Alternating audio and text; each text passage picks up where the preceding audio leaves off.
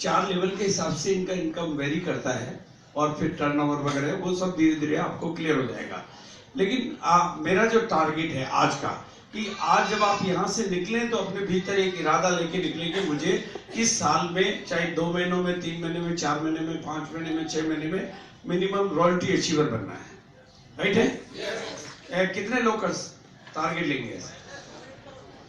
बाकी के लोग नहीं लेंगे कि आप यहाँ पर आए हो ना तो टारगेट लेंगे ना। अपने को सिंपल छोटी सी लाइन सिखानी, ये कर सकते हैं तो मैं क्यों नहीं कर सकता? ठीक है, इन्होंने भी सीखा है, इनका भी बैकग्राउंड अलग अलग है, सब अलग अलग बैकग्राउंड के लोग हैं। मैं आगे क्लियर करता जाऊंगा आपको, लेकिन एक बार इनके लिए ताली बजा देंगे।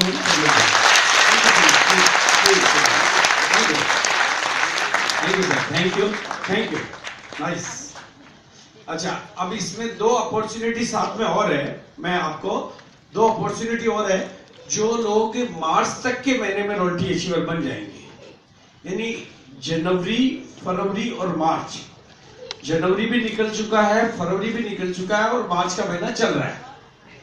मार्च के महीने में जो रॉयल्टी अचीवर बनने जा रहे हैं या रॉयल्टी के अपने लेवल को चेंज कर रहे हैं, ऐसे कोई साथी हैं जो मार्च में न्यू रॉयल्टी अचीवर बन रहे हैं या पहले के रॉयल्टी के लेवल को चेंज कर रहे हैं? ऐसे कोई साथी यहाँ पर बैठे हैं?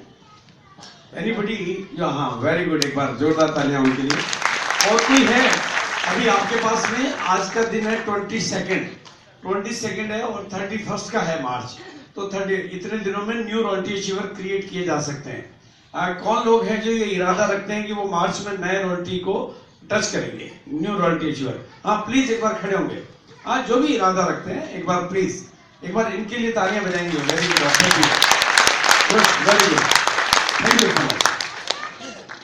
जो लोगों का मार्च के महीने में, देखो मैं क्लियर कर रहा हूं, जिन लोगों का मार्च के महीने में न्यू रॉयल्टी आएगा, अगर जनवरी में आया तो भी चलेगा, फरवरी में आया तो चलेगा, लेकिन मार्च में भी अभी भी नया रॉयल्टी आएगा, उनका सेलिब्रेशन इसी तरीके से साइंस सिटी में, कोलकाता में ही वो फंक्शन है और साइंस सिटी में ही वो फंक्शन है।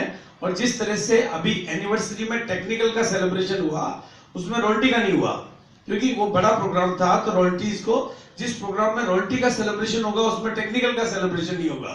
न्यू रॉयल्टी अचीवर्स का सेलिब्रेशन किया जाएगा, लेकिन ये तो होगा मई के महीने में। डेट है शायद, कोलकाता की डेट क्या है?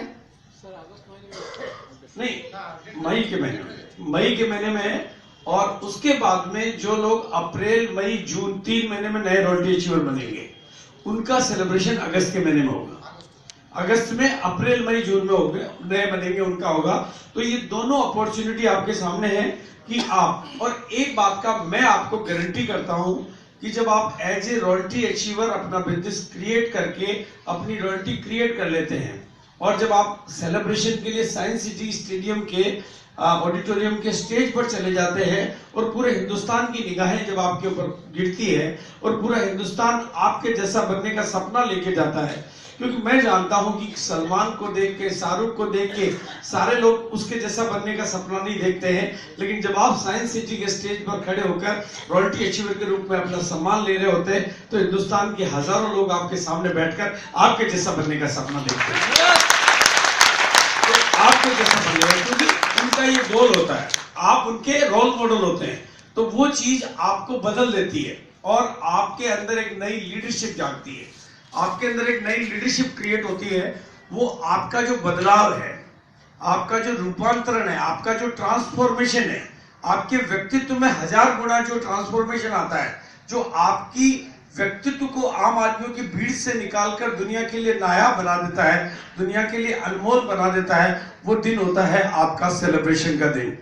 इसलिए आप टारगेट लें ताकि आपका टाइम पे सेलिब्रेशन, अगर रॉयल्टी आपकी अप्रैल में आएगी तो सेलिब्रेशन अगस्त में होगा, और रॉयल्टी आपकी मार्च में आएगी तो सेलिब्रेशन मई में होगा।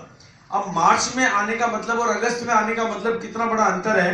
अगर आप डायमंड की कैलकुलेशन और लाइफ की कैलकुलेशन निकालेंगे तो वो लगभग 1 करोड़ रुपए से ज्यादा का लॉस है अगर वो रॉयल्टी लेट लाए। टोटल जो लास्ट टाइम तक आप, क्योंकि रॉयल्टी लेट आएगी तो टेक्निकल भी लेट आएगा, टेक्निकल लेट आएगा तो एमरल्ड भी लेट आएगा, एमरल्ड लेट आएगा तो स्टार एमरल्ड भी लेट आएगा, स्टार एमरल्ड लेट आएगा तो रूबी स्टार भी लेट आएगा।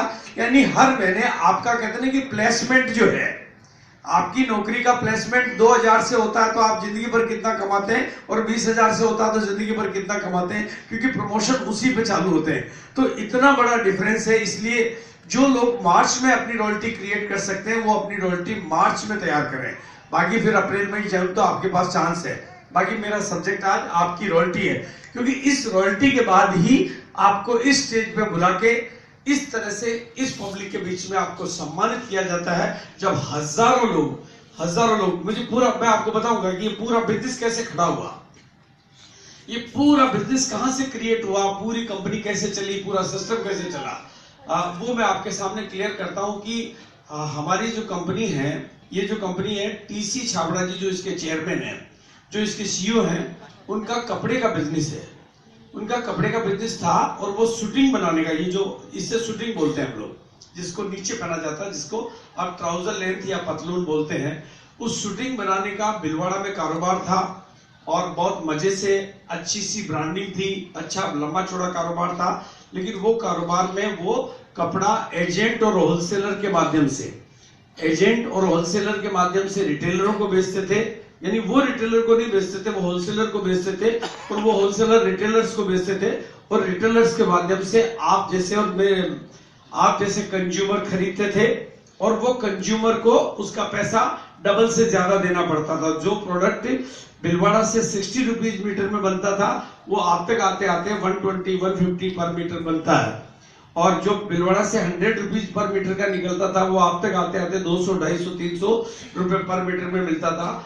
एक दिन रात को 2 बजे 2-2:30 बजे के बीच में टीसीजी को एक फ्लैश हुआ और परमात्मा ने उनकी जिंदगी में एक दिव्य प्रकाश दिया और उनको आरसीएम का ये प्लान दिया कि हिंदुस्तान की दिशा और दशा ऐसे बदली जा सकती है। उन्होंने सुबह मॉर्निंग में उठकर इस कंपनी की स्टार्टिंग कर दी। सभी लोगों ने उनको रेचुअली मेड कहा, क्योंकि वो बहुत अच्छी कंपनी का काम कर रहे थे, और ये नया तरीका अगर कोई सुबह उठ के सोचेगा तो आदमी को समझ में नहीं आएगा कि अच्छा खासा चलते हुए धंधे को बंद करके, और ये, लेकिन उनके अंदर इतना आवेग था, इतनी मतलब जो उनको फ्लैश हुआ वो इतना पावरफुल था कि उन्होंने इस बिजनेस की स्टार्टिंग कर दी, और एक पेंट पीस से इस बिजनेस की स्टार्टिंग हुई। लेकिन पेंट पीस से बिजनेस की स्टार्टिंग तो हो गई, लेकिन थोड़े दिनों बाद ये चला नहीं। क्यों नहीं चला? क्योंकि पेंट पीस में नया खरीदने को कुछ भी नहीं था।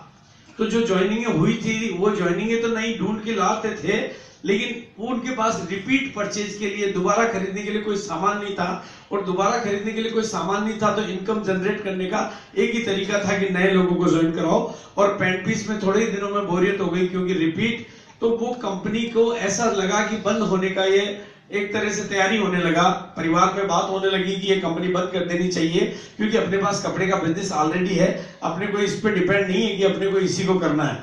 लेकिन टीसीजी का इरादा मजबूत था, उन्होंने मेरे से बात किया कि हमें इसको करना ही करना है। तो फिर हमने एक प्लान किया कि इस बिजनेस में जो हमारे प्लान में एक रॉयल्टी मौजूद है, उस रॉयल्टी को सेलिब्रेट किया जाएगा। और पहला साल इसको होने वाला है, 8 महीने उस पीरियड में हो चुके थे। तो रॉयल्टी को डिक्लेयर करते हैं कि भाई रॉयल्टी जो भी लोग लेंगे उनका एक जानदार सेलिब्रेशन होगा। और भिलवाड़ा में लगभग इससे थोड़ा बड़ा एक ऑडिटोरियम है, उस ऑडिटोरियम में उसकी घोषणा कर दी गई कि कंपनी का पहला साल पूरा होने के बदले में, फर्स्ट ईयर कंप्लीट होने के बदले में हम एक सेलिब्रेशन प्रोग्राम करेंगे, जो उसी परंपरा में ये 16वां सेलिब्रेशन प्रोग्राम हुआ है। पहला सेलिब्रेशन का प्रोग्राम करेंगे, उस प्रोग्राम में रॉयल्टी और टेक्निकल, अब उस टाइम टेक्निकल शब्द तो क्योंकि कोई मॉडल नहीं था, एग्जांपल नहीं था, तब तक कंपनी का एक भी रॉयल्टी अचीवर नहीं बना था, तो रॉयल्टी अचीवर्स का सेलिब्रेशन किया जाएगा। तो जो कहते हैं कि जब ये घोषणा हुई तो कुछ लोग हमेशा बहादुर कब किसी का आसरा और एहसान लेते हैं, वो तो वही कर गुजरते हैं जो वो ठान लेते हैं। कुछ भी नहीं था, लेकिन उन्होंने अपनी यात्राएं बढ़ाई, अपने टूर बढ़ाए, अपनी भागदौड़ बढ़ाई, ज्यादा लोगों को ज्वाइनिंग कराया और अपने बिजनेस का एक लेवल अचीव कर लिया, जिस लेवल का नाम है रॉयल्टी का लेवल। और उन्होंने रॉयल्टी की चेक, पहला रॉयल्टी का चेक उन्होंने ले लिया। और जब भिलवाड़ा में पहली सालगिरह का सेलिब्रेशन हुआ तो पूरे इंडिया में जितने भी डिस्ट्रीब्यूटर जिन्होंने ज्वाइन किए थे, 100% डिस्ट्रीब्यूटर को उसका इन्विटेशन गया, लोग आए, सारे तो नहीं आए लेकिन काफी लोग आए, हॉल पूरा भरा, खचाखच भरा। और रॉयल्टी अचीवर का सेलिब्रेशन मैंने किया, और वो सेलिब्रेशन इस तरह का सेलिब्रेशन था कि एक रॉयल्टी अचीवर जब पीछे से खड़ा होता था, उसकी फैमिली के साथ खड़ा होता था, और वो जब चलता था तो जमीन पे फूल बिछाए जाते थे और दोनों तरफ से फूल बरसाए जाते थे। ढोल और नगाड़े साथ के साथ बजते थे, शंख और बिगुल भी साथ के साथ बजते थे, म्यूजिक चलता था, तालियों की गड़गड़ाहट होती थी, मेरे शब्दों की आवाज होती थी, और वो चलकर वहां से यहां तक आता था तो पूरे हॉल में एक ऐसा रोमांच, एक ऐसा नजारा, ऐसी ताकत और एक ऐसी आगाज खड़ा होता था कि उस हॉल में आया हुआ आदमी और कुछ समझे ना समझे ये समझ जाता था कि कुछ भी हो जाए, ये सम्मान मुझे भी लेना है, ये काम मुझे भी करना है और ये काम मुझे करना ही है।